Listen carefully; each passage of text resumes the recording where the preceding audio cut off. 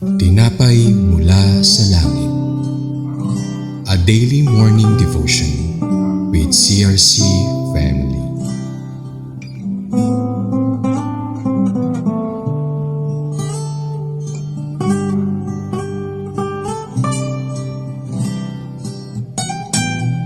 Good morning po sa bawat isa. Ako po si Ginger from CRC Calamba at ako po ay naatasang magbigay ng mensahe sa umagang ito. Tayo po muna ay manalangin. Praise God, Panginoon. Marami pong salamat sa araw na ito. Patuloy po namin dalangin na bigyan niyo po kami ng kaunawaan at karunungan upang sa ganun maunawaan po namin ang mensahe na pinagkaloob niyo po sa umagang ito. Gabayan niyo po kami upang maunawaan namin ang lahat ng ito. Sa iyo po ang pinakamataas na papuri at pasasalamat. In Jesus' name, Amen. Buksan po natin ang ating Biblia sa Judges 9 verse 6. Basahin po natin. At ito po ang ating title sa umagang ito. Ginawang hari ng mga taga Shechem si Abimelech.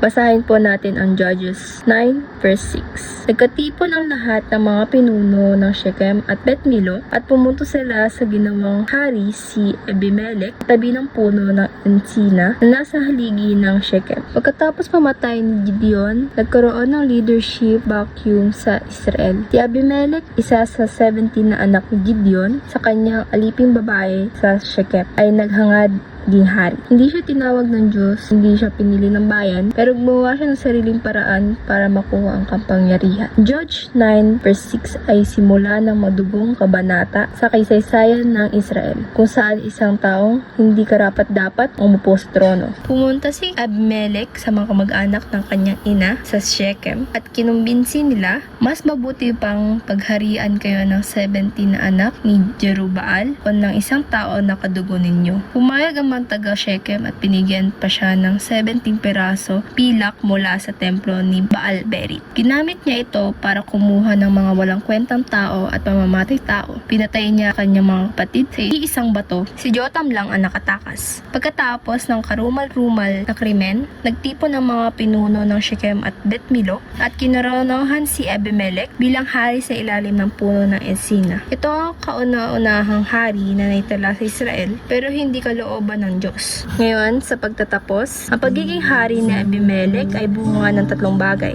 Una, ambisyong hindi galing sa Diyos. Si Abimelech mismo ang nagpumilit sa trono. Pangalawa, bayan na tumalikod sa Diyos. Ang mga taga Shechem ay sumasamba na kay Baal Berit, kaya madali silang nauto. At ang panghuli ay kompromiso at krimen. Pera mula sa Diyos-Diyosan ay ginamit para pumatay ng sariling kadugo. Ang koronasyon nito ay hindi pagpapala kundi simula ng sumpa. Sa huli, ang Shechem at si Abimelech mismo ay parehong winasak ng Diyos. Ngayon naman sa application, una, hindi lahat ng oportunidad ay galing sa Diyos. Si Abimelech ay naging hari pero hindi ito plano ng Diyos. Minsan ang promotion ay minamadali or dinaan sa maling paraan ay magdadala lang ng kapahamakan. Hintayin natin ang tamang panahon ng Diyos. Pangalawa, mag-ingat sa kung sino ang ilinulok sa posisyon.